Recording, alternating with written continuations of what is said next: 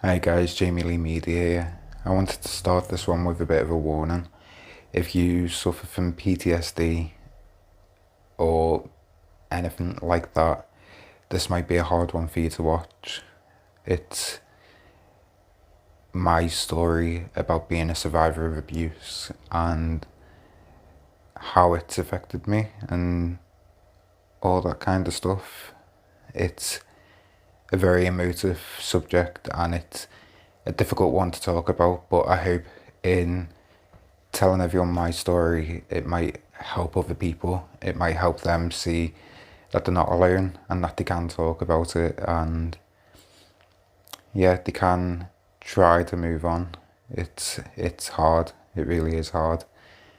I've seen recently some of the other bigger channels doing stuff surrounding this topic, and I said a while back I'd tell my story about it, so here it is. It all started when I was about 7. I used to go to a steam railway with my granddad each weekend, and he had a friend who he used to take up there too, called John. Every weekend I'd be left on my own with him at a cafe, basically in the middle of nowhere, that wouldn't see a train for say an hour and a half each in between each one, and that was how he got away with it. I mean, it wasn't a short-term thing. It went on for about 5-6 years, maybe more. It started with like touching and tickling and stuff like that. I moved on to much worse that I won't go into graphic detail about, but I'm sure you can use your imagination with that one. Now, looking at things like further back, he was accused of it before, and yeah, he was accused of it before and he got away with it. And he got away with it with what he did to me. Literally the day before it was due to go to court, it all got dropped. Literally a phone call the day before we were meant to be in court. And he'd magically overnight suddenly developed memory issues after admitting to everything. I didn't come out about it until I was, say, 16, 17. I'm 30 now. It was difficult. People like that are very manipulative. They tell you that you can't tell anyone, that you'll get into trouble, that like your family will get into trouble. They play all sorts of horrible mind games like that. I remember being taken to North Wales. I live on the Wirral. I was taken to North Wales to give my first statement. You're put in a room in front of a camera to tell what happened to you. You've got to carry on regardless of tears, of fear, of anger. You've just got to carry on telling what happened. And it all started the ball rolling. There was lots of anger. There was a couple of other people who came out about being abused by him too, just after I did. It affects you for the rest of your life. It never goes away. I have suffered with PTSD since my teens because of this. And some of the things, it sounds crazy. Like, when I was at my worst with it, things like going out were near impossible because I'd think I'd see him everywhere. I could be walking down a busy high street and I'd think like every older person was him. Trusting people is near impossible if you've been through that kind of thing. A lot of people who were abused as kids turn to drugs and alcohol and all sorts of addictions, and I suppose it's just trying to find a method to cope. It's hard, it's difficult.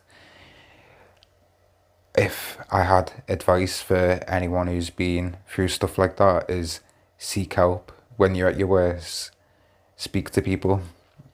Like, you're not a victim, you're a survivor. It's hard. It really is hard. There was a time last year when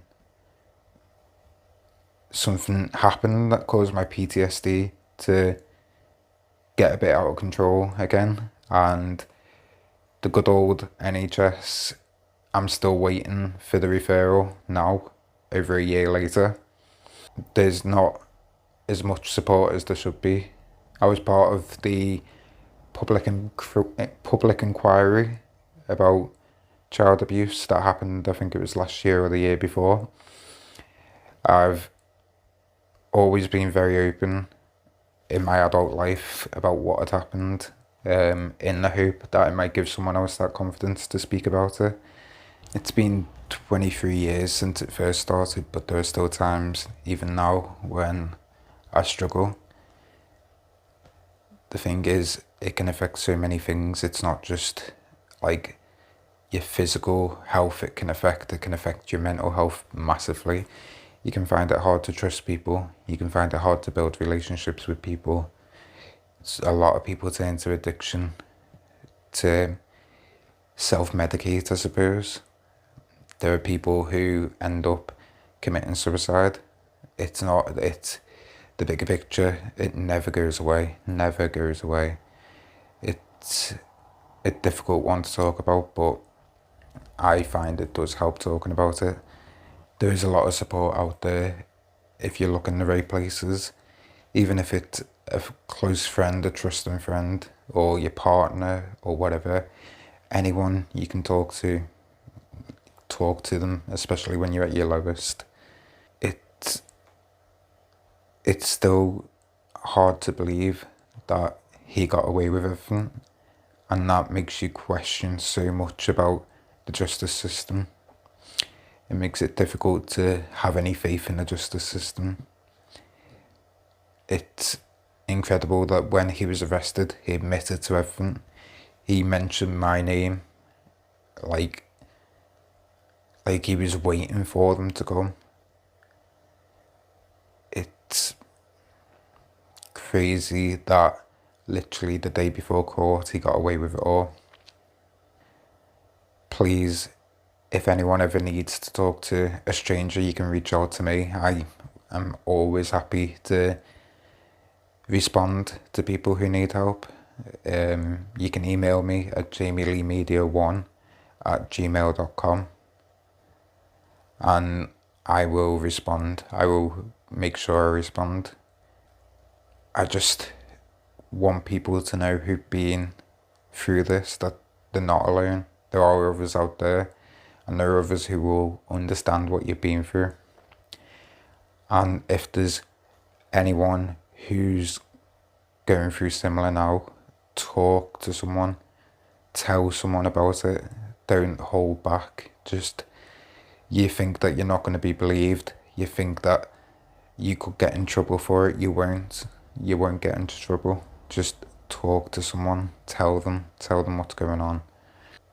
Seeing everything that happens on Facebook now with all these stings, the hunting groups and stuff like that, I watch them all, and it's difficult to watch and it can be triggering to watch, but I'm glad that they're getting off the streets, getting taken off the streets. I'm glad they're getting justice that I never got. I'm glad that there are proactive people out there wanting to make a difference.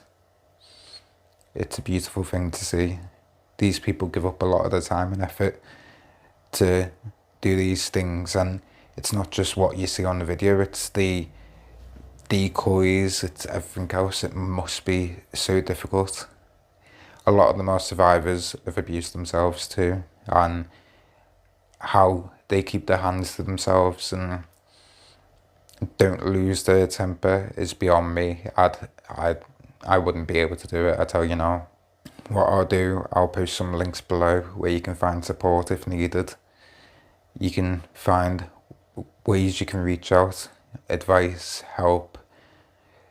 one for the parents too. If your child comes to you telling you that someone's abusing them, believe them, support them, love them. I've heard so many stories where people haven't been believed and it's carried on. They've been left in that dangerous position and it's carried on and gone worse and made them iller for it. So please just believe them. So yeah guys, that's a little bit of my story. I'm hoping that it might help someone out there. If you can, I'd really appreciate a like, a subscribe, and even a share if you can help out that way. It'd be massively appreciated.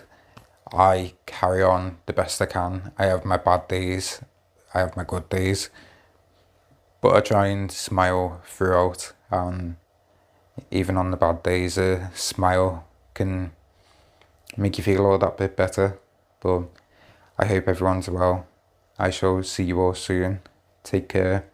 Bye.